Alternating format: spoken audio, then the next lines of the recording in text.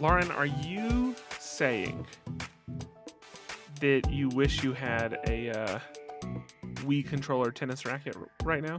Is that what you're Yeah, saying? definitely. This music definitely reminds me of the like Wii menu music when you're making your Miis and everything. That's I think the The actual like music. intro, yeah. But it's very much the same vibe. Like this is a cousin to the Wii music. Okay, if you had to choose Wii, Dreamcast, which do you pick? Dreamcast. Wow, they didn't have Animal Crossing on Dreamcast. But they had Sonic Adventure, one of the greatest games ever. Both Sonic Adventure like 1 and 2 are awesome. The music is awesome. I think they like came out on Switch recently and I really want to play them again because they were just such good games. I just love the controller for the Dreamcast so much. With the little mini Game Boy Yeah. what is the word? Memory cards. I still have all this stuff And in they the other had room. the game where you were like the toys. I loved that game. Game where you're the toys. You're like it would be like playing a Toy Story game. Like you're like these little small toys in the. Was it like the Small Soldiers game? I feel like that was around the same time. Oh yeah, it was called a virtual memory unit. Yes. I don't remember, but I remember enjoying playing it. Yeah, that was a cool idea to have like the memory card be its own game for so many things. I loved that. Dreamcast was way ahead of its time. I can't read what Jedi put without reading it with a robot voice. So to me, I'm reading that as virtual memory unit. That's how Yeah, I'm that's reading that. sure. Yeah. Ready to rumble. Hey, this has been such a freaking whirlwind. I don't feel like I've had like a chance to like stop today. Like I ran You still straight haven't. here from that meeting. Yeah. You still haven't. You're just in rush mode. Wait, I'm looking at Dreamcast games. Virtua Tennis. Oh, this is Toy Commander. Is that what it's called? Toy Commander. That's the one. Okay, I'm gonna have to look this up because it sounds really familiar. We did. I was like, oh, I do remember this Hey, Will. game. I feel like I rented this game. Will, did you have a Dreamcast? Echo the Dolphin. Didn't have that game. Skies of Arcadia was also another Dreamcast original that has been remade for Nintendo, and that's also a great game. You say you've never heard of Toy Commander? So I didn't own Toy Commander, but my cousin owned Toy Commander. So I played his Dreamcast in his version of Toy Commander, and I loved it. I was like, yes, I'm glad anyone even knows what Skies of Arcadia was, but that is a great game. These You know what? guys from Arcadia? I remember the The graphics being Skies better. of Arcadia. It's kind of like Final Fantasy if you were pirates in like floating ships. Like they just sail through the air instead of the ocean. Nintendo through and through. Guys, I don't feel Good. confident Oh, Crazy Taxi. Yeah. that my system is. I updated it to whatever the new one is. What's the name of that forest that it's named after? What system are you talking about? My computer system, like Like the my operating system? my OS. And Oh, you updated it to Sequoia. Sequoia. And Sequoia. things are kind of buggy over here, so I can't promise anything good. Okay. We're just going to do our best. Oh man. That's all we can do. Are you guys ready? I have the script and everything ready. You can get Yeah, a I'm ready. Dreamcast Let's in the rock. box for $120. Where is this coming I from, still have Patrick? one. Is there a conversation that I missed in the pre-show that you're so invested in this? No. I'm sure the Wii's the better system, Okay. but the Dreamcast just felt so fun to me. The Wii just There always was a lot felt of kind of good bland. games. Okay. He's looking for his topic. No, I have my topic, and Will, of all people, you're gonna love my topic. Yeah, Will. Yeah, that is of true. all Actually, people, Will. You will like it. You will like finger it. picking son of a, you're gonna love it. like I can't. You I will can't. like it. Yeah. I can't be watching this on Twitch and doing this. It keeps canceling the video. That's It fine. keeps saying there's a video error. Oh, no. Okay. But that never happens. So it's just weird. Anyway, Yes, we'll see this what is happens. true. It keeps making me think that it's crashing for everyone, but it seems like it's not because people are still interacting with us. Yeah, you're Seems fine. to be for you. Okay. What was the handheld Sega? The Sega Game Gear. Game Gear. I had the blue version, like the I gotta like look the this blue up. the special variant blue version. You should look that one up, Patrick. I feel like came these are with- probably expensive. It came with Lion King. Uh-huh. Oh man. Such a good game. I feel like we I talked played about I this remember like those- within the last few months. We talked about this and we showed a screenshot of, or like we played the music because there was some game that sounded Was similar. the Sega one the same as the one that was on Nintendo? Like the Disney game for like because Mm-hmm. I remember playing like the Lion King one, the Aladdin one. Which were basically the same game, just with a different skin. They were great games though. They were hard. I They're remember them being really hard. Yeah, they are. They were surprisingly hard. Yeah. I remember like the Aladdin one, I would always get like to the point where you get to the Cave of Wonders and you have to do that like escape on the magic carpet ride, and I gave up most of the time. That was really tough. People want like $250 for the blue one. Yeah. It's That so checks out. you can find plus it takes I think 6 AA batteries or 8 AA batteries to use it. 8 So- batteries? It's That's a whole pack of batteries. It's either 6 or 8 because there's 2 like full like charging panels Yeah. on the back, one on either side. It's not even like in the center. There's one on either side Oh of my gosh, that's funny. apparently there's a screen. So what I'm seeing is that people mod these and they convert them to use USB-C, and then they upgrade the screens to like higher resolution IPS panels. But I would do that. yeah, so there's a lot of modded ones. But out they there. still take up this much space in your hand. Yeah, it's still Like, this it's big with a it's screen bigger that's than your It's it's crazy bigger because like than your a laptop. Switch is about the same size, maybe even smaller, and look what It's it can smaller. do. The Switch is Yeah. smaller profile for sure. I guess if Mm-hmm. you wanted something this form factor, it would make more sense to get a Switch. Mm-hmm. Yes. All right, we ready to roll? Yeah. We're good. We're good. Okay. Thanks for everyone joining us a little bit later. That was on me. So here we go. 3 and 2 and 1 and. Welcome to episode 568 of the Pop Culture Roundtable, the podcast that's twice as nice and half as aggressive as most of those political ads you've been seeing so much of recently. In this episode, we talk about Humble Bundle D&D. Is that right? Well, I Nailed copy it. and pasted what you said, but I hadn't read it yet. So Humble Bundle, that's it? there's a Dungeons and Dragons Humble Bundle that we're talking about. Okay. We'll we go. learn more later. We'll take it from here. We'll take it from there. In this episode, we talk about Humble Bundle D&D, Wiser Than Me, Last Meal, and Beetlejuice. I'm Andrew Sale. I'm Lauren Rubin. I'm Patrick Hill.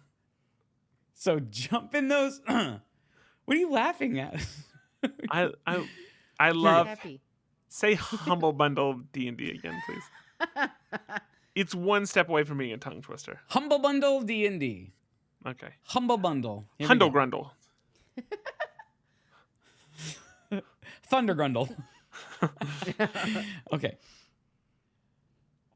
So jump in those stalls and swing from those hanging chads, because it's time to vote for your favorite episode. Chad hates it when I do that. When I swing from his hanging chad. We like to kick off every episode by going around the table, which is where we talk about things that are new, fun, and noteworthy about our weeks. Hey, Lauren, how has your week been? Pretty good. I ran around while my mom was in town. I went and saw the Astros game. They're in the playoffs now, which is awesome. I went to some family dinners and all that, and now I'm sick. So, great week. Wonder why. Are you capable of doing anything without becoming sick afterwards? Because I feel like you have like I did Dragon Con without getting sick, and my brother had COVID, which is insane because we like shared a bed and we're like sharing drinks and stuff, and I didn't get it.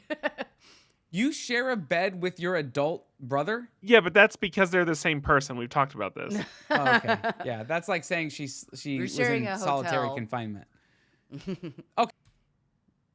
Just So on you slept in different vacation. beds. But yeah, so other than that, it's been a good week. I wanted to talk about the new Zelda game because I've been sitting on the couch for the last couple of days enjoying Echoes of Wisdom on Switch, which we've just been talking about. So what a great segue.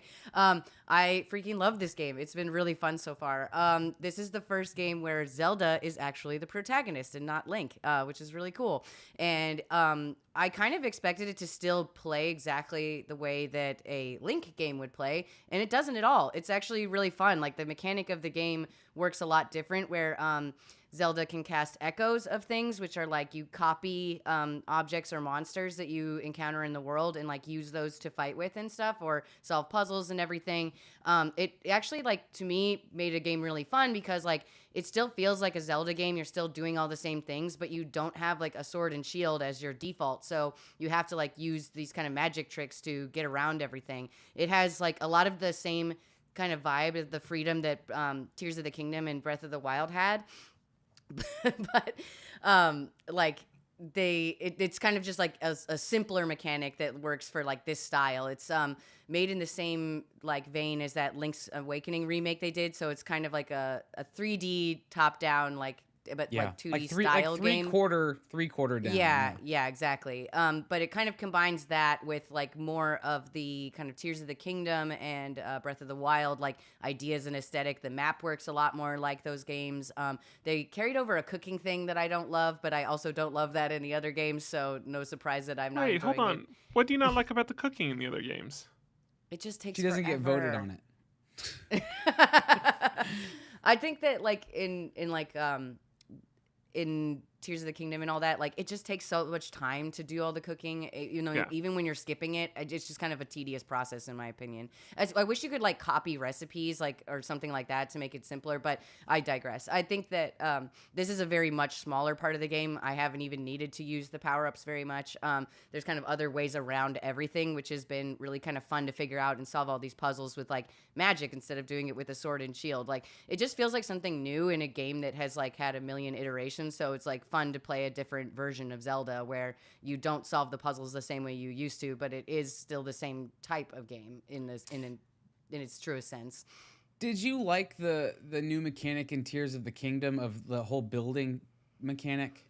I did not love it. I also think Me that either. like was really time consuming and not like it started off fun when there was less stuff, like honestly, and then Yeah. there's just so many options. It would take forever for me to like find what you needed. It's just not my favorite part. Like those you could at least like save and like remake the things that you needed. So I thought that was like a better version of that eventually. But I also waited so long when I played that game to go in the depths because it was scary and I hate it. But Oh, that yeah, for sure. So I didn't know that you could save stuff for the majority of the game.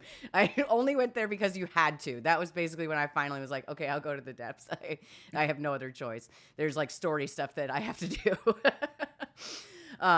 But yeah, cool. so I think Echoes of Wisdom, very, very fun. It's a lot like, it is much simpler than Tears of the Kingdom, Breath of the Wild. It is like, it feels a lot like Link's Awakening did. Like it's a lot of the like item trading and they kind of incorporated all that fun stuff. They just like added more to it. They made the map bigger. They changed the mechanic where you're using Zelda's magic instead of like your sword and everything. And there is an option like where you can kind of power up and use the sword, but I actually kind of avoid using that as much as I possibly can because I think it's more fun to try and figure out how to use the tools that you have to beat the monster anyway and like only like run in with the sword if that's like how you deal damage to the boss basically, because they're pretty much you don't have to do that if you didn't want to. You could just avoid it completely.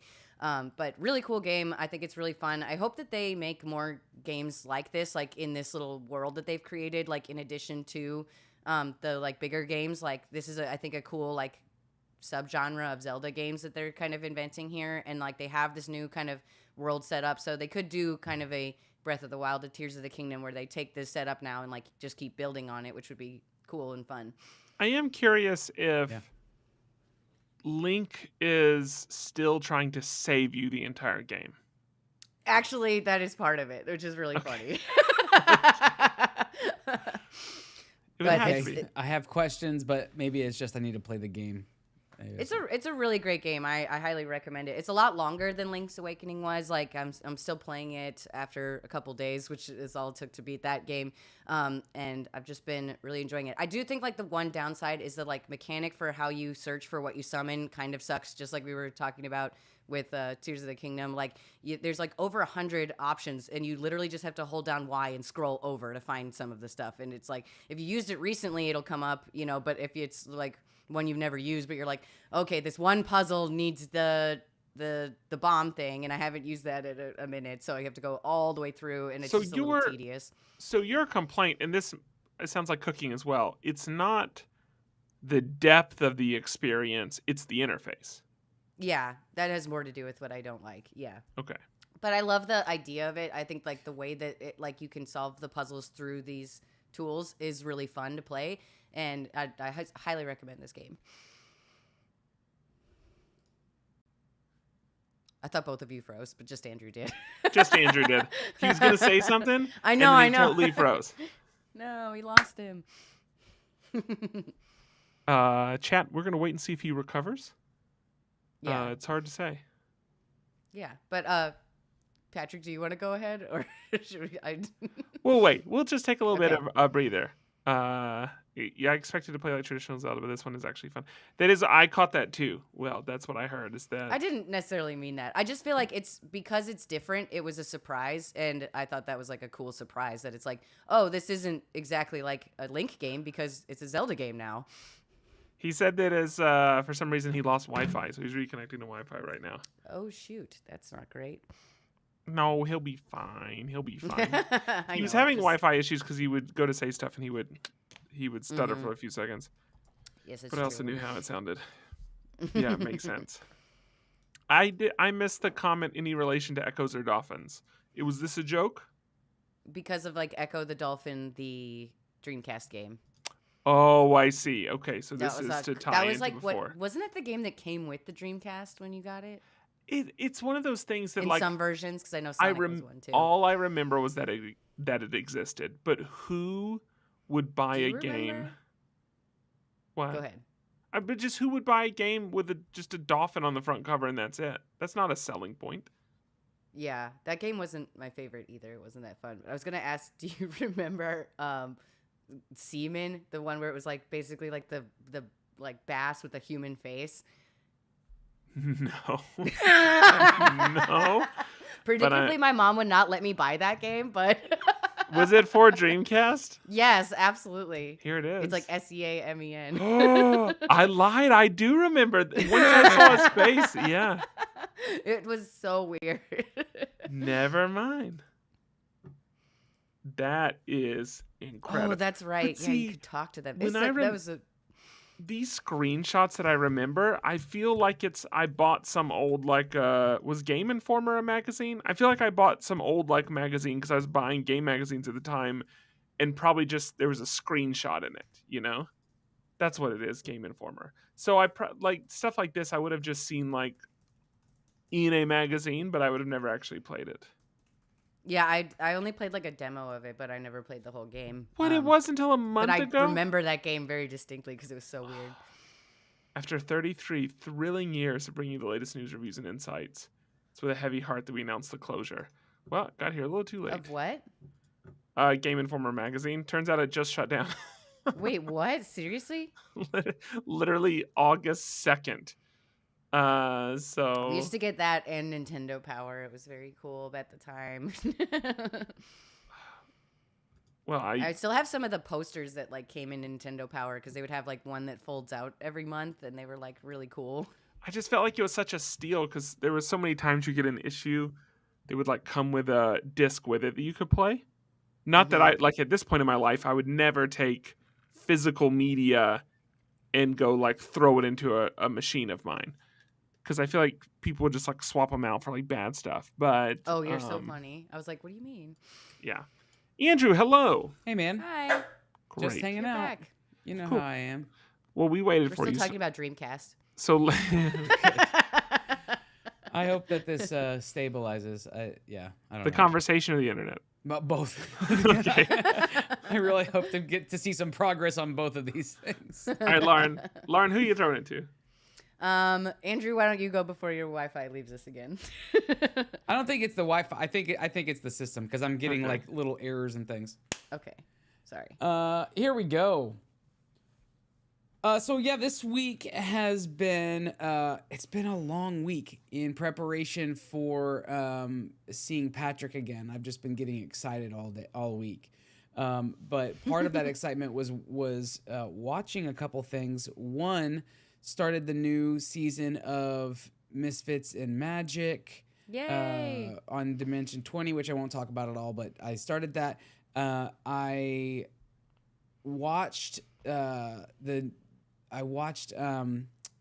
Only Murders in the Building, Yeah. Have you watched the new season of Only Murders in the Building? No, No, not I yet. didn't finish the last one, unfortunately. I'm just So behind. this season, I'm not going to give anything away, but everything feels very different. Like it's, you know how like last season they really broke the fourth wall a lot. This season, it's gone meta. The whole show is meta now. Because it's, I don't know if you guys are familiar at all with what this season is, but this season there's going to be a movie. They've signed a movie deal, and the movie is about them, and so they've cast them in this movie, but they've cast actual actors. So they've cast Zach Galifianakis as Martin Short's character. They cast That's funny. Ava Longoria as Selena Gomez's character, and they cast Eugene Levy as Steve Martin. Martin's That's character. an even weirder combination of actors than Selena Gomez, Steve Martin, and Martin Short. Like, Yeah. And those aren't the only cameos that you get in this season. There's several other actors and actresses that you should get excited about. But the story itself is very strange this season. It's very, very different than what they've done before. So I'm not sure. I told Becca at the end of the last episode, not the last episode, but the latest episode, I said, I don't know if I like the changes, but we'll see. I still do laugh and I still do love seeing Steve Martin and Martin Short up there, but it's very different. And then we watched the movie Wolves. Have you seen this? The Apple TV Plus movie just came out this past week. It's called Wolves. It's Brad Pitt and George Clooney, and they play kind of professional cleaners. They clean up after fixers or whatever. Yeah, fixers. Yeah, but they primarily fix when there's been a murder or somebody has died accidentally, and they get that all cleaned up and they kind of wipe everything clean. And they both get called in for the same job, but both of them say and think they're the only ones who do this in the area. And they find out that not only are they not that, but they've been hired to do the same job. And they look essentially identical. Like everything they do, everyone just assumes that they're partners. And there's lots of kind of unfolding that happens there. I actually really liked it. It was a weird, some of the writing was a little strange and maybe a little, I don't want to say sloppy, but maybe a little too lazy. Lazy is the better word for it. was it a movie or a TV show? It's a movie, yeah, Cool. on Apple TV Plus, and but it's not so lazy. If it were lazy and the story were like ultimately predictable, then I would say I would just write it off. But the story actually has some fun twists and turns, and it doesn't play out the way that you might assume that it would, given most of the writing feels slightly cookie cutter. It feels like they just are rehashing some of the language from Ocean's 11 or something like that, right? So they're trying to play off of the fact that you already know that these two guys work together in this kind of sarcastic-y kind of vibe. That's my read on it anyway. But the movie itself was fun. I would absolutely watch it if you're into Bradley Pitt or George Clooney. What's George short for? Georgia? No, it's not. Oh, well, no way to know for sure. But yeah, that's really been it. Otherwise, it's just been getting prepped for. This week is the kickoff for Disney Drawtober, so just getting all prepped for that. And we do have an official sponsor this year. That sponsor is Sketch Wallet. So they're That's awesome. partnering with us to do some really nice giveaways each week. So there's incentive to participate this year on top of just being able to draw fun things with a fun community. You can actually win like legit fun prizes. In addition to some other things besides the Sketch Wallet stuff, we have some buttons coming this year and stickers and things like that are Disney Drawtober. So join the fun at Disney Drawtober on Instagram. But yeah, that's it for me. Patrick, why don't you talk about Dreamcast a little bit more? No, I'm done. It's over. It's never over. I have two big things from this week that I I want to tell y'all about, but I can't wait till I get to text. I have to tell you now. The first one is a thing that I saw, which is Thelma. So if you're looking for a film to watch, turn off the podcast, go watch the film. This is Or just wait like 40 minutes and then you can turn go off the watch podcast right now and go watch the film. So Thelma is about a 93-year-old woman. Her husband has passed away. She's living alone, and she gets a call. The call is from her Inside the grandson. house. No, the call's from her grandson. He's been in an accident and he needs money. She goes to the post office and sends him $10,000, and then it turns out it's not from his son. It's somebody pretending to be her grandson. So she got bilked out of this money, and she decides that she's not going to be a feeble old woman, that she's going to go handle this. And it is done like a heist movie. It's like an Ocean's 11, but with octogenarians. And it has all of the beats, like whatever you expect a good spy or heist film has. It does all of those things, but it does it in the world of Thelma and in the world of a 93-year-old woman and her friend That going sounds to really get their cute. money back. And it's fantastic. It's just an awesome movie. It's deeply funny. It is very sweet. And it's June Squibb, and then Richard Roundtree, Shaft. And in fact, I think this might have been Richard Roundtree's last film. It's possible he has one more that's yet to be released, but it's Did he pass away? yes. Okay. And then Okay. but there's a lot of other people. Like when you watch this, if you're anything like me, you're going to keep seeing actors that are older that you've seen in 50 things, but you don't remember what the exact thing was. So like a lot of the film for me was just, oh, they were in this, and they were in this, and this. And so that's also a fun experience. But it's on that side, it's a very deep in terms of talent. But great film, Thelma. You can rent it on streaming now. And it's great. Like it's a whole family type of film. Great fun. Can I point out two things? Yes. One, I'm gonna change my thoughts and say, yeah, go ahead and stop the podcast and go watch that movie, because I might actually do that. If the internet cuts out again, then I'm just gonna go watch the movie. Fair enough. Totally I'm good. off. And the second thing is just pointing out that now that you're back around Spencer, you're watching movies again. Exactly. Like every time I talk to you, you've seen at least another kind of off the beaten path movie, and it's 100% because you're around Spencer again. Yeah, this is well. So it's interesting is we almost went and saw. Oh, hello, dog. We almost went and saw Megalopolis today. We were talking about going at 3 man, o'clock to I get wanna that see in that. before tonight. But unfortunately, something got in the way of that, so that didn't happen. Is that but like the Meg, but like the third version of the No. Meg? What is Megalopolis? Megalopolis?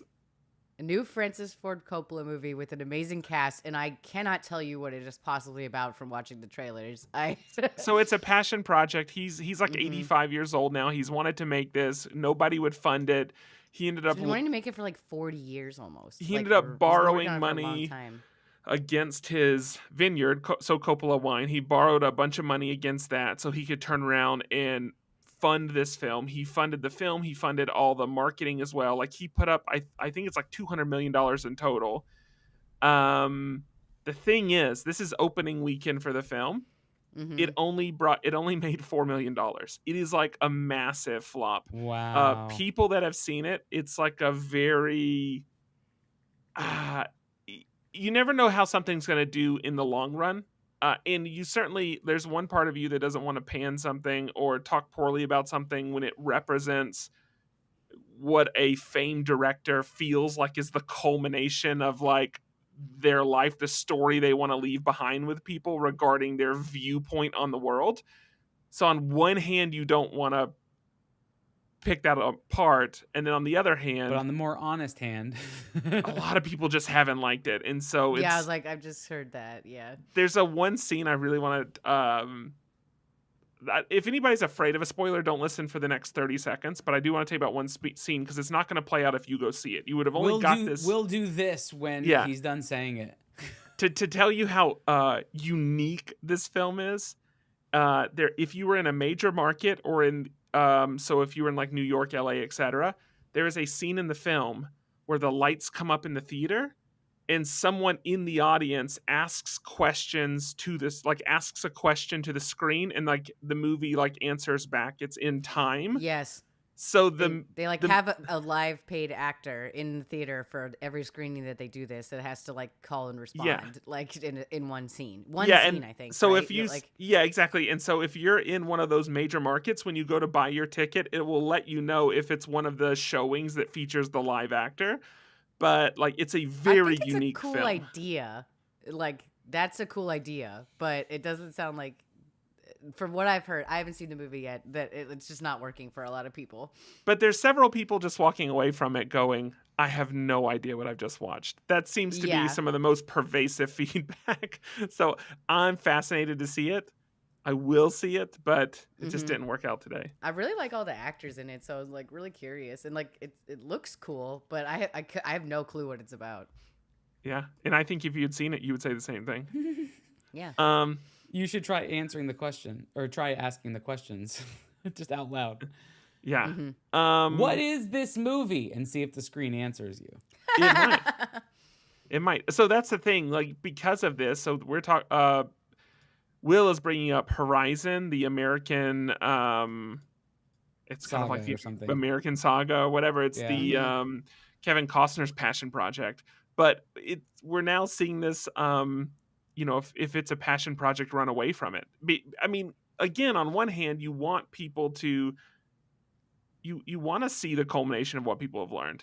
But on the other hand, if they keep making $4 million at the box office and cost $200 million to make and advertise, then no studio is ever going to fund them. Like it's going to become like the black mark you stay away from. I listened to a podcast this week. Trial by Content does like a debate every week about movies or shows, and their topic this week was debating what is the best passion project movie, and they were talking about what is the difference between a passion project and like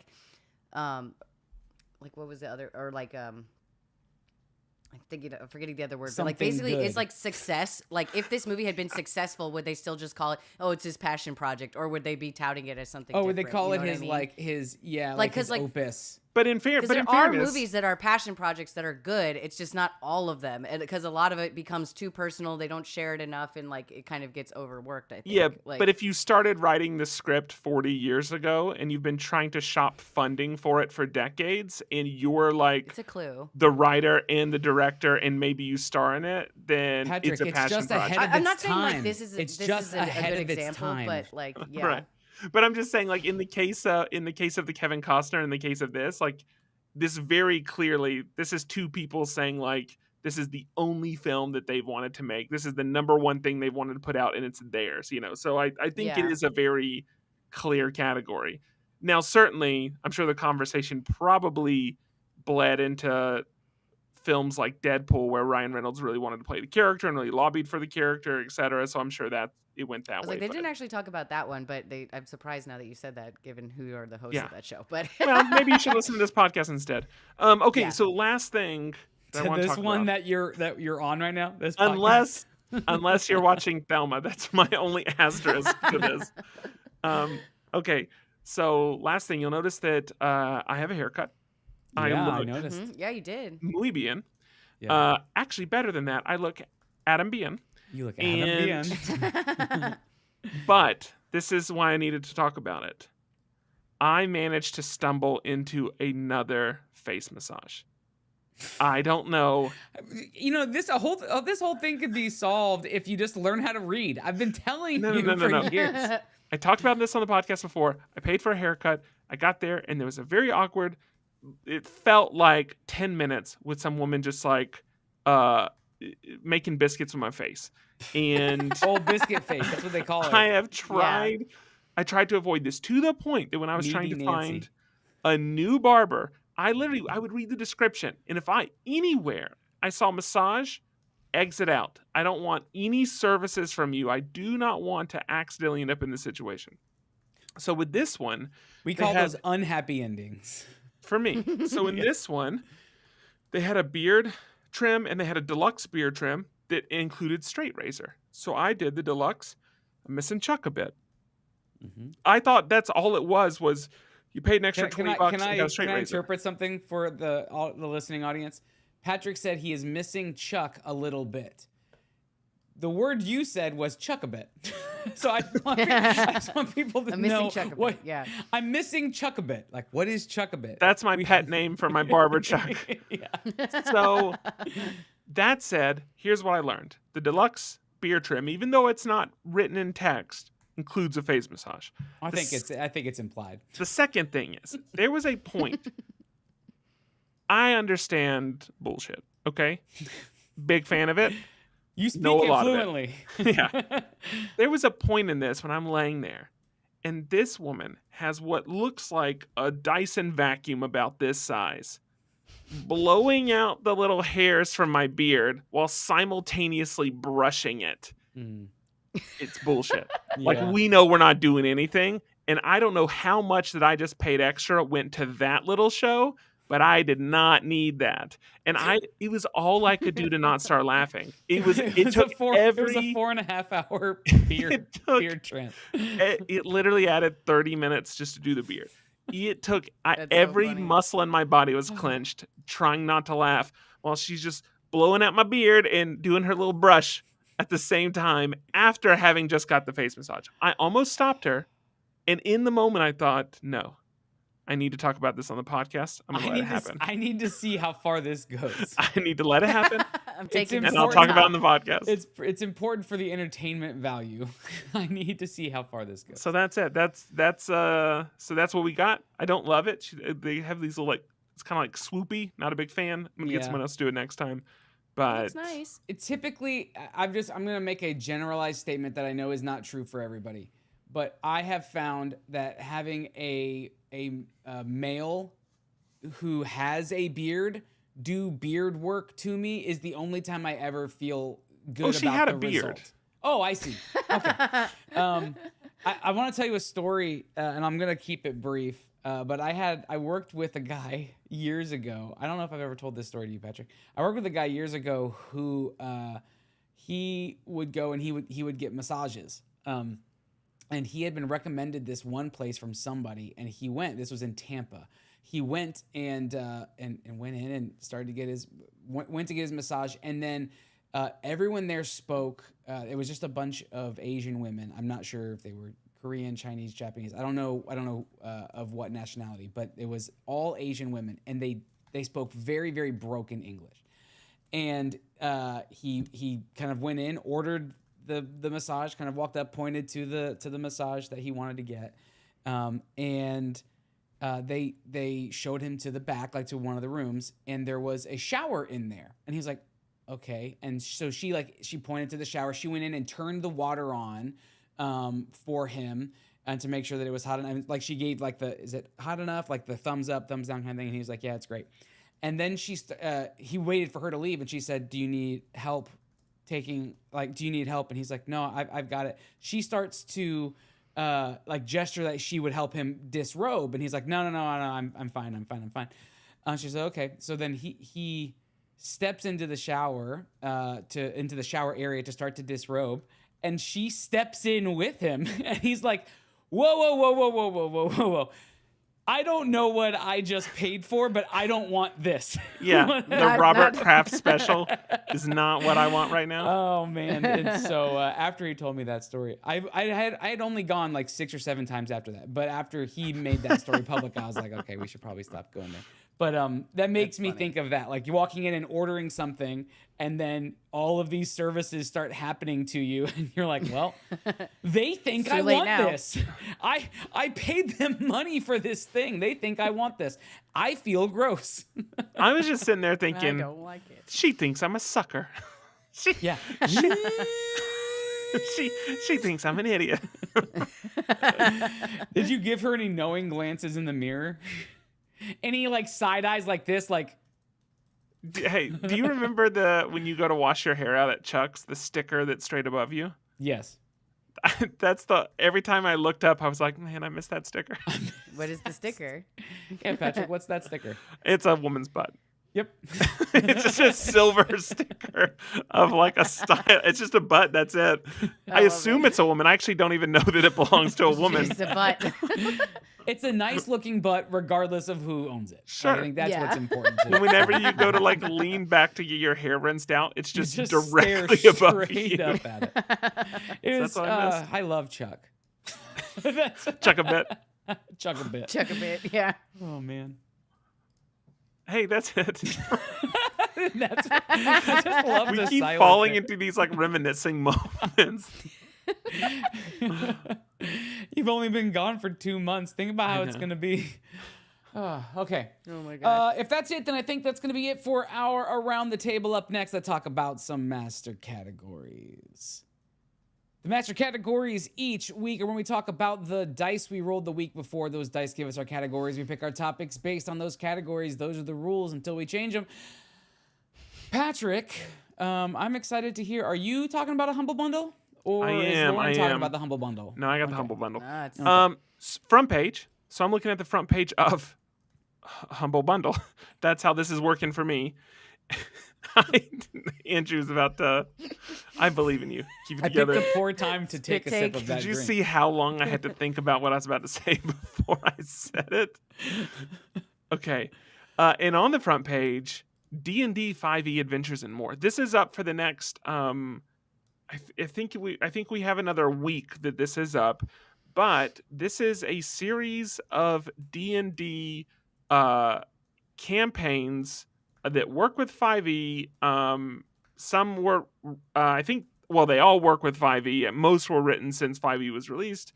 These are by Goodman Games. It is 39 in total, and it's not just 39 full campaigns. it's not just campaigns, but these also will come with rules, resources, VTT maps, like character maps, virtual tokens, a bunch of stuff to use. Now, 38 of them, if you do all 39, 38 of them are fully digital. One of them is physical, okay? But in total, you can get all 39 of these books for $30. That's the minimum That's really cheap. donation that, or I say donation, but payment to get you $30. Anything you pay above the $30 completely goes to charity. So you can pay as much as you want for it, but anything above 30 will go to charity. These 39 books. So if you were to play at the same pace that we do, and you were to start today, it would take you 276 years to get through these 39. Your grandchildren will be playing these campaigns. to be fair though, I think that's how long our first campaign will take because we've still never finished it. Yeah, exactly. So now, in addition to all this, so again, now I should say that every campaign doesn't come with the same resources. So some of the campaigns come with the virtual tabletops, some come with the token packs, some come with like modules and supplements. They're all different, but these are all things that at one time or another that Goodman has sold on their website. But in addition to getting all of this, you also get a 20% off coupon for Goodman's website. So if you go to Goodman Games and you see things over there that you like, then by buying this, you also will get 20% off one time when you go purchase at their store also. So for anybody that is just looking to, I mean, maybe you have like 2 or 3 campaigns or settings sitting on your shelf and you really want to build out that library, you can basically build it all out in one go. By jumping for on like this. half the cost of a normal D&D official book. Yeah, those books Exactly. cost about $30 each if you buy like a hardcover. Exactly. Is it actually like the like official D&D like Wizards of the Coast books, or is it like some like other like Yeah, it would be by like another publishers? It would be another publisher. So it's all made to work specifically Yeah. with the 5e setting, but this isn't Mhm. published by whatever the official Wizards, company is. yeah. Yeah, this is all published by, like I said, Goodman. That's who these all come from. Saul Very Goodman. cool though. Saul Goodman. That's it. I don't know. There's nothing else to add to this. I Yeah. mean, you Are kind of any know of what the you're getting campaigns into. like not standard like wizards and Fantasy. fantasy stuff, or is it? I are there imagine some that they've are, got it. Yeah. If there's 39 of them, there's got to be other Yeah. settings. Other settings. Yeah. Well, yeah, because one's called the Goodman Games 2021 Yearbook, and it shows a pink van with a skull on it driving down Route 666. Okay, that So- sounds I like that. fun. That sounds cool. Now, That I will sounds say fun. most of them, just looking at the artwork and the naming, just feels very like classic 70s D&D. But Mhm. they certainly have some interesting things, some unique settings thrown in. And the deal is, when you're dealing with something like this, like even if you're working in your own campaign or your own setting, these all become resources that you can pull ideas from, pull stat blocks from, pull names from, Tables. etc. So Yeah. there's exactly loot tables. So this Maps, just becomes a massive amount of resources, even if you largely use them to supplement some other campaign that you're running. So that's another way to think about these things. But anyway, like I said, 38 of them are all virtual resources. One of them is physical, and you don't have to buy all of them. If you only want to get 4 of the virtual ones, you can do that for $1. If you want to get 18 of the virtual ones, $10. 38 of them for $18, and if you want them to throw in the physical one, that's when you go up to $30. But if you want all digital, you can get all the digital resources for $18. That's Sounds awesome. pretty Yeah. great. Yeah. That's I'm awesome. not a game master, and I don't know that I'll ever be one, but I kind of want to get that just in case somebody who I meet is a game master and will do it for me. Like, If get I give someone- you all of the material, will yeah, you run if the game? I give you the resources, will you run this game for us? Like that sounds Something like that kind of happened at work where I sent a coworker who plays D&D. I was like, oh, look at this cool idea for a battle map. I could totally make this if you want to play it. He's like, let's do it. I'm like, okay. yeah, I like it. All right. Goading those people in. All right, So who that's tossing it it. to? Lauren, it's you. Okay, cool. I got present film, and so this weekend I went to go see Beetlejuice with my cousins. This is obviously the sequel to the 1988 classic Beetlejuice. Great title. I wonder if they're going to do a third sequel that will have 3 Beetlejuice, but we'll see. That reprises most. Sure. Beetle guy. It'd be a Beetle guy. Yeah. It does have most of the same cast, which is kind of what, like, quite honestly, like, got my attention about this movie, because, like, I never thought that Beetlejuice was a movie that needed a sequel or would ever have one, to be honest. It didn't bother me that they want to do one, but it just wasn't one that I'm like, this really needs it. I've been waiting. And so I was like more curious, not necessarily like excited about this movie, but when I heard the whole cast was coming back and I saw that they added some fun new people like Willem Dafoe and Jenna Ortega, I was like, okay, you have my attention. I want to see it now. So I went to see it, and I have to say I did not like this movie very much. I wanted to like it a lot more. That's surprising I liked it to a me. Did you lot. guys like it? I liked it. Maybe I don't know. The other reviews that I listened to were also nicer than I felt about it, but I just thought this movie felt like 4 movies crammed into one movie. It felt like they had several ideas for what a sequel could be. Maybe thought they wouldn't get a chance to make another one, so they threw all the ideas in together. And I think those ideas separately were actually cool ideas, but they just didn't have enough time to do anything. Like the like Dolores character, great idea. I liked that idea, but she was barely in the movie, and so I'm like, I didn't need that in the end. You could have done this without her, I think. Or that could have been its own movie if you're going to talk about her enough to make her a real character, but it kind of just resolved very quickly. And I would say the same thing about what's the other, like Gregory or whatever, the boyfriend character for Jenna Ortega. I just thought that was like another like cool idea, but like it just happened very quickly, and I don't feel like it. I don't know. It just, to me, just felt like too many ideas. I'm trying not to spoil stuff, so that's why I'm like tiptoeing so don't much. spoil any of it. Yeah, I just think that it had a few too many ideas going on for me to fully like work like as a whole movie, but I did still like find things to like. I thought like the acting was great. Catherine O'Hara was so funny in this movie. Like, I always thought that character was funny, but I feel like now that she's done Moira Rose, it's just like on another level.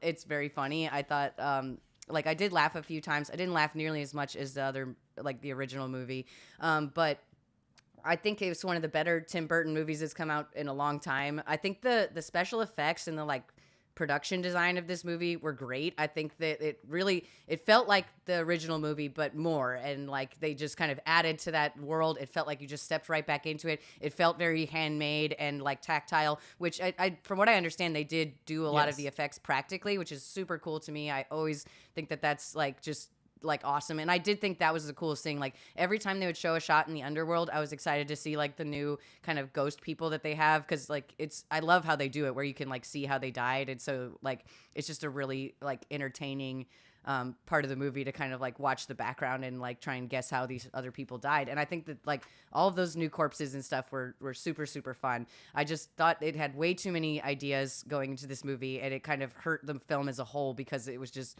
not one idea was fully fleshed out. It felt like 3 or 4 half ideas, in my opinion. So can I counterpoint that? Sure. Okay, good. Because I was gonna. The thing that you said, I think, about this movie having the same vibe as the original movie, I think is the thing to hang your hat on for this. It felt like I was afraid they were going to try to rehash the first movie, like do the same kind of jokes again. And I'm glad they had cool ideas, quite honestly. They didn't do that. So like if you're going to see this movie thinking either one, if you're excited to hear old jokes told again, like with a wink or a nod, that's not going to happen. Or if you're avoiding this movie because you think it's just going to be a rehashing of old jokes, it's not. It's entirely new script. It's entirely new ideas. What I did like about that, I don't think everything landed, but not everything landed in the original movie either. And actually, if you go back to the original movie, I think the original movie had several plot things that were trying to work together that didn't exactly resolve with one another back then. And so for me, that adds to the fact that it feels like another installment of the same genre. Like it doesn't feel like it's been 30 some odd years, so 34, 35 years since the other one. It feels like it just picks up right after it, and it doesn't feel like there's been like major enhancements in storytelling or major developments in like story writing. There were issues with the original script too. If you go back and watch it honestly, because I just rewatched that's it. Fair, yeah. I just rewatched it right before we saw this movie. We went to the theaters. They were showing it a couple months ago, and so we went and we watched it in theaters, which was a great experience to watch it in theaters. So being able to to juxtapose the two of them, it felt very much in the vein of the original movie. So if you liked the original movie with all of the blemishes and potholes and things, I think you will like this movie if you understand that it's the same kind of thing. You have to kind of suspend some of what you would expect from like a Francis Ford Coppola type movie where there's a linear storyline where it all has to make sense and it's just kind of one big theme. This is like 3 or 4 mini themes. One of the interesting things that I thought about this movie is Michael Keaton. I couldn't remember his name. Michael Keaton said he would come back if the story, there were several times where like over the past several years, the last 15 years, where they've tried to bring this back and the script has never been right. Finally, they found where he's like, this feels like it's an original story. This feels like it is a pickup from the last one. I liked his he made arc of the movie. Yeah. He made this request that he wanted to be in the movie the exact amount of time that he was in the first one. That Beetlejuice wouldn't be in this movie more than the original movie.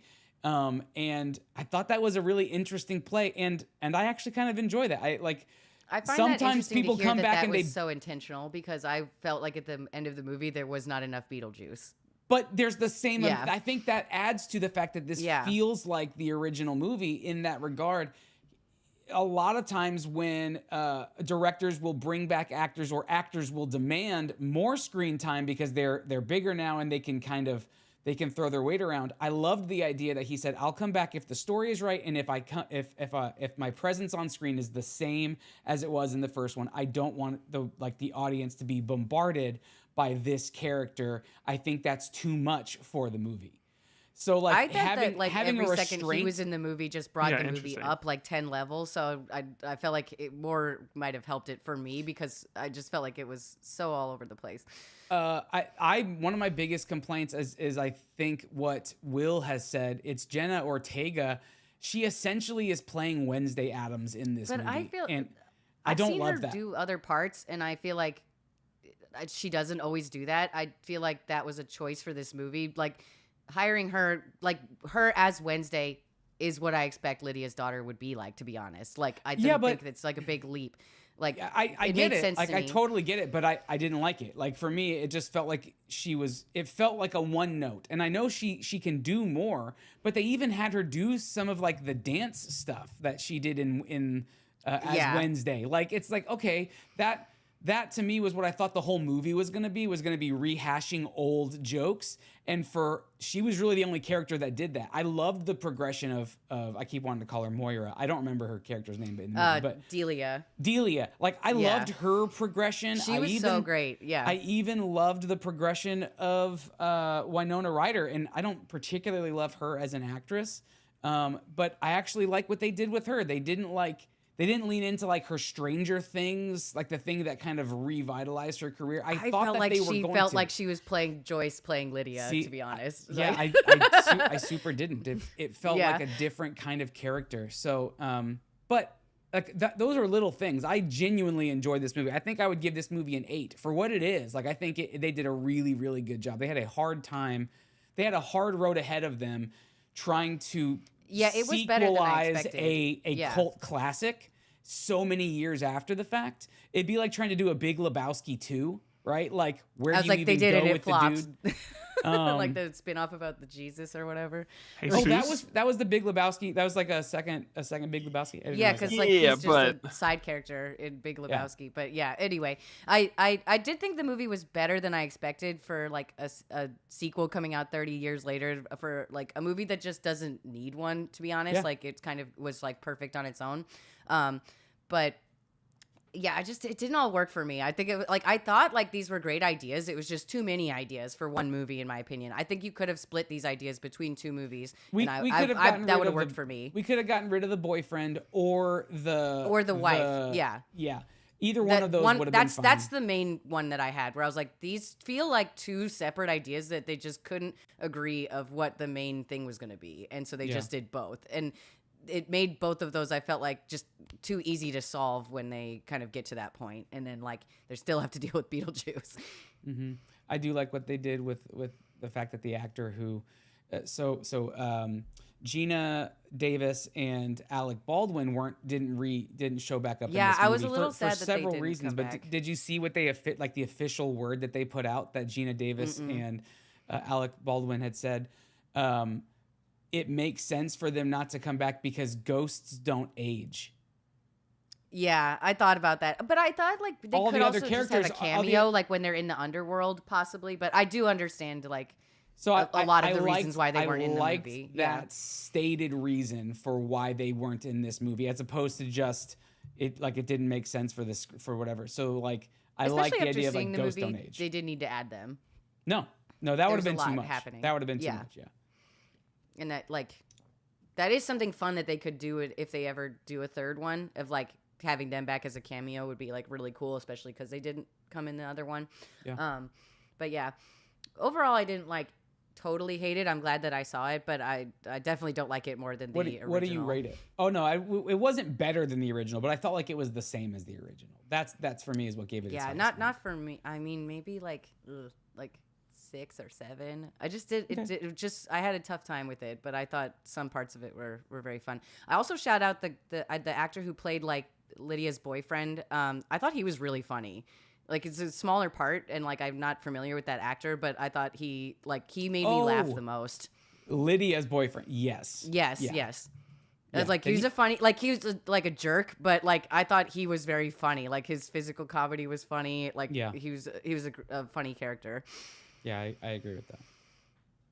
But I did that's love the Beetlejuice. intro where it's like the original intro where they're I liked that flying too. through what is very clearly a model, and then becomes real world. Like it just felt good. It felt good to Yeah, see I it, thought man. that was really cool too. I liked that. I like the idea that like Lydia had that like TV show and stuff. Like there was some fun. I think a lot of the ideas were very fun. It just didn't all come together in a super satisfying way for Draping me. the entire house in the black veil. That was one just of the felt- coolest things. is That was so- so cool. It's and also so where funny. it's Like it's oh, so. is Delia actually like a good artist? Like, are we not supposed to like is it supposed to be a joke or not? Because this is very cool. Yeah. Okay, But, is that that's your gonna full be the review? word. Okay, Yeah. Then I Patrick, will. do you want to add anything? I think you can tell I have not seen the film. Yeah, I wish it was called Beetlejuices, but other than that, nothing. No, this is the perfect seat name. Beetlejuices. Gross. All right, let me round the bases on this one. I'm going to talk about. So I got podcasts or YouTube, and so I did extra homework, and I'm going to talk about podcasts and YouTube. So first, let me just do the quick one, which is podcast. There is a podcast out there by Julia Louis-Dreyfus, and it's called Wiser Than Me. Wiser Than Me is a podcast by Julia. She hosts the show. It's 2 seasons deep, and they just released the trailer, the teaser trailer for the 3rd season. But it's just what you would expect with all of these like celebrity podcasts. It's her sitting down with other notable celebrity people to talk with them. The caveat for hers, like the hook for hers, is it's her talking with other powerful women who are wiser than her. And so she's trying to seek out wisdom from women who have either lived more life than her physically, like they're just older women, or people who have made big contributions to society or culture or whatever in different areas than where she has. And so she's trying to garner wisdom from that. She asks, she's not the best interviewer. So every once in a while, if you have done interviewing in the past, or if that's something that you do regularly, you can kind of spot when someone's asking a terrible question, or when somebody's kind of flying off the cuff, or a message is coming in while the person's talking to them and they're having to kind of think on their feet. Like some of that stuff happens with her.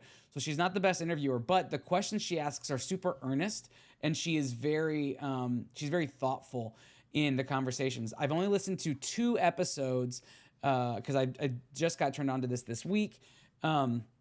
When I was looking for a topic, but I will go back and listen to other ones. I listened to her season 1 finale and her season 2 finale. Season 1 finale was with Carol Burnett, and it was Great just incredible to hear her story and to hear all of these things. And then season 2 finale was with Julie Andrews, where she's talking about. I didn't know Julie Andrews was still alive. She is. She's 88. And I think Carol Burnett's 93. Wow. I want to say. I only knew Something like Carol that. Burnett was Carol. alive because I just saw a TV show with her. Palm Royale, Yeah. Yeah. of which she did an incredible job. Oh, she was fantastic, Yeah. and I was really disappointed she didn't get an Emmy for it. Yeah. She still got it. Uh, Shogun just took everything. I Shogun loved. took everything. I really loved good, though, listening to. We're not gonna talk about Shogun right now. Or the band. I loved listening to both of them tell their stories because I grew up with both of these women.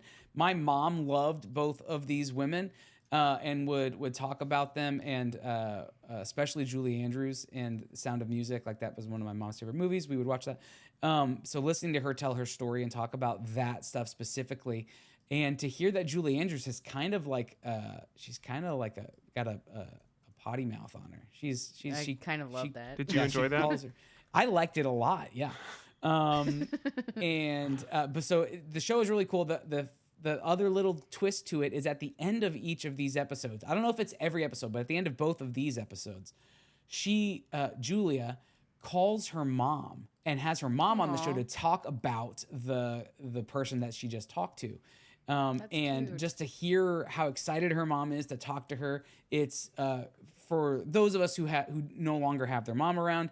There's some emotional beats to that too. So this show is it's a really, really nice, sweet show, and you learn a lot about these people who, if you're like me, have admired for a long time. But the fact that it's Julia talking to women who she's trying to become wiser because of them, it's just a nice show. It's like a feel good show.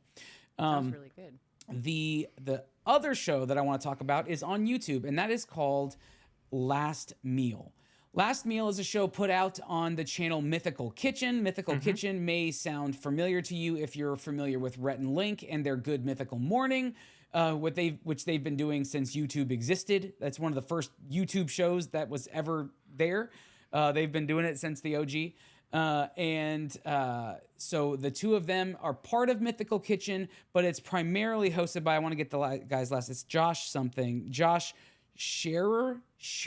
I'm not sure how to pronounce it. I don't know. But he's the main host, and this is an interview show, much like the show Hot Ones. If you're familiar with Hot Ones, it's him sitting down with usually celebrities or actors or somebody famous on some level, some contributor, maybe sometimes politicians, but it's usually celebrities. And he does interview questions with them, very much in the Hot Ones style. Although I would say he's slightly less good with the questions. Although I think he would say he's as good because he's a little Cocky? Is that what you're trying to say? cocky. He's a little cocky, a little too cocky for my taste. But he asks these questions. What's nice about these episodes? They tend to be like 40 minutes long, 40 or 45 minutes long. So you get ample time with lots of questions of these celebrities. The one I watched earlier today was Tony Hawk. I've seen, actually, he had the guy who hosts Hot Ones on a few weeks ago to talk about Hot Ones. That's a great pick. It was great. But what they do, the hook of this show is before they come on, they have to answer what their last meal would be. And they can request whatever they want. And the Mythical Kitchen will either prepare or provide that. And they sit down and they have the meal together, and they do that in stages. There's usually, it's like a 4 or 5 course meal. And the guy will ask questions about the food and why they chose specific things. One guy had like an In-N-Out burger with like a milkshake from some other place that was across the country. Somebody asked for something, I think, from like Permanente Brothers, which is in Pittsburgh, and they actually flew in a sandwich from Pittsburgh. So like they do these things and they get to talk about why these particular foods, and then they ask all these other questions about, do you think about death? What do you like what all of these things. So like they dive into some deep questions. It's a really fun show to watch. It's also it gives you an insight into who some of these people are. There's the Rolodex kind of goes deep on this one. So I'm only fairly new to this show. I've only been watching it for maybe the last month and a half. And so I've got a whole like I can dive back into the archives because it's been around for a little while. So if there's someone out there that you like, a celebrity, and they've been on the show, it would be fun to go back and just watch them talk about what meal they would choose and why. And they usually dive into some really deep questions. So Wiser Than Me and Last Meal, both of those are thumbs up for me. I think you should take a listen or give a watch because why not? I'm sure there's someone in one of those channels who you'd like to hear from, and hear the answers to some of these questions, because they both kind of dive deeper than just the surface levelly, like, what was it like making that movie with so and so, right? Like, sure, they dive into it with some more thoughtful. What did you eat questions. while making that movie with so and so? Yeah, what did you eat while making that movie with so and so? I'm between Thelma and Beetlejuice and Last Meals, we really have a theme going for this episode. This is very like into the road. Yeah, this is like, very deadly. Yeah. This is a very existential episode, right? Like we're facing our own mortality. Speaking of which, we have an announcement. Ironically, that's actually true. But let's round this out. Well, let's say the announcement, and then I think we go into our dice and move forward. What do you guys think about that? Sure, let's do it. Okay. Yeah. So that is it for our master categories. That part's done. We're gonna move to another thing, and that other thing is announcement corner with the crew. That's what we're calling this segment. I just named it that. That creativity is why this announcement's happening. So keep that in mind as we move to this next part, as you process what I'm getting ready to say. We've been doing this show for the last 10 years, and we've done it, we've modified the show from time to time. We've changed themes, we've changed formats, we've changed several things all along the way. One of the things that we really haven't changed, though, is our schedule. We did early on, we did twice a week, and that was a lot. So we did change to a once a week schedule many years ago. But this will be the first change to our schedule in a very long time. So what we are shifting to, just to make way for some other things, to bring you maybe some different shows, some different formats, some more creative and just differently shaped content. And maybe in different ways, is we're going to reduce how many episodes we release of the Pop Culture Roundtable. So you're listening to this, if you're tuning in right now and you're watching this, you are watching this on the first Monday of the month. That will continue to happen. But we will skip the second Monday and jump all the way to the third Monday. So the first and third Mondays of every month, we will go live right here on Twitch and YouTube Live to continue to do the thing that we've been doing for so many years. We would love for you to join us for all of that stuff. And those episodes will continue to release on Wednesdays per the usual, but you will only be getting 2 Pop Culture Roundtables every month.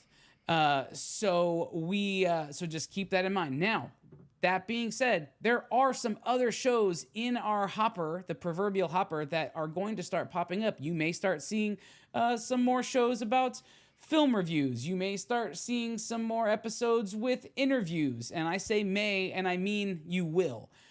We have other ideas that are already in the works, and they're going to be coming out, and those will pop up in those intermittent weeks. And who knows, maybe some even some different and fun things that pop up on different channels as well. So we're not going anywhere. We're just going to see you a little bit less. As always, the Slack channel is always hopping. It doesn't matter what day of the week or what time of the day. You can hop in there and chat with us and tons of other people right there. But that is the announcement. You can send all sorts of money to us if you want. It won't change it, but we'll feel better about you as a person, and we'll say you're a generous person as long as it's on the first or third Monday of every month. I think that's it. We don't need to say anything else on that, right? Yeah. Sounds it good. all makes sense. It's simple. Cool. Then on that note, let's roll some dice to see what we're talking about in 2 weeks. Patrick, what did you get? 19 and 4. So that's You got any time. Architecture from any time. Thank you. Okay. I'm going to roll now. I rolled a 13, lucky number 13, a baker's dozen, We're gonna have and art. 1. So past art. I'll be talking about Correct. past art 2 weeks from now. I Lauren? got. I'm gonna do this again. I got a 14, so that is design. Awesome. You know And a what? 4. Jedi makes a very good point. Today's the last Monday. Does that mean we have to do it next Yes. Monday? Because We might We'll fudge the figure it out numbers by ourselves. 1 since I'll be traveling. I think Yeah. when we first talked about this, in my head, yesterday was the 30th and today was October 1st. Well, sometimes we make the rules and we break them immediately. We make the rules, Yeah. so. We're not all rocket scientists, Jedi. We can't We're all just use... doing our best. I was using the Mayan calendar. I don't know what you were using over there in California. Sorry, Lauren, what do you have? I missed what you were saying as I was reading our Oh, I mistake. have design. No big deal. Design. Okay, great. All right. Well, on that note, you can find us all over the internet at M of One podcast. You can find us on our website at mof1.network, where you can find show notes and links to all this stuff we talked about here. But also, I mean, just honestly, too many episodes in the archive. You can go back and listen. If you're missing us next week, you can always listen to us any time of day over at mof1.network. Man, hundreds of... Do you think we have 1,000 hours almost of Probably. content Are you on there? kidding? What? We have to have more than that. Okay. 1,000+ hours of content over there. Yeah, So if you for miss our sure. voice, head on over there. You can find us, or just call us on the phone. We have phones for a reason, people. And if you know our numbers, then you're free to call us. As far as I'm concerned, we're free to screen it, but you're free to call it. And you can find us at M of One Podcast on all the different socials as well. You can find my socials this month over at Disney Drawtober on Instagram. And Lauren, where can people find you? I'm at Not Cool Co everywhere. Oh, and Patrick, where did you think you would be when you had that? At Hanging Chad. That's good. Okay, on that note, everybody, we are going to head out of this episode for now. We'll see you in 2 weeks. I'm Andrew. I'm Lauren. I'm Patrick. Until then, peace out. Adios. Bye. Oh, wait, are we leaving? Well, you put on music, so. I just tried to put on. Okay, but seriously, everybody. So that means 1st and 3rd will be here. Other projects in the work. That's all.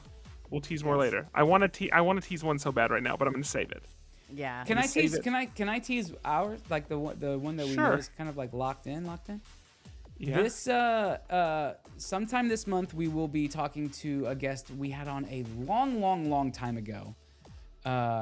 But he has starred in such things as Spider-Man Turn Off the Dark as Peter Parker. He has starred in Rock of Ages, both on Broadway and the touring group, and is currently starring as King George in Hamilton. We'll be speaking with our friend in a few weeks. I'm not gonna tell you his name. That's the tease is, you know, all the stuff he's done, but you could look him up You if can you just reverse Googled all that Google stuff. search this, yeah. The tease is that it's not really a tease. It's more than that. So we will be chatting with a friend of ours here in the next few weeks. You don't want to even tease yours, Patrick? Yours is fun. 21 and up. That's gonna be the title. That's the title. Yeah. Yeah. Some of you might be thinking, hey, are we finally getting that M of One After Dark? I guess you're gonna have to show up. All I can tell you, title's 21 and up. We started putting content together this week. That'll So, Awesome. there you go. All right, everybody. That's it. I don't know if there's this is a later night. Thanks for hanging out with us a little Yeah, bit thanks longer. everybody. Sweet dreams. Hey, Bye, everybody. cheese and crackers, everybody.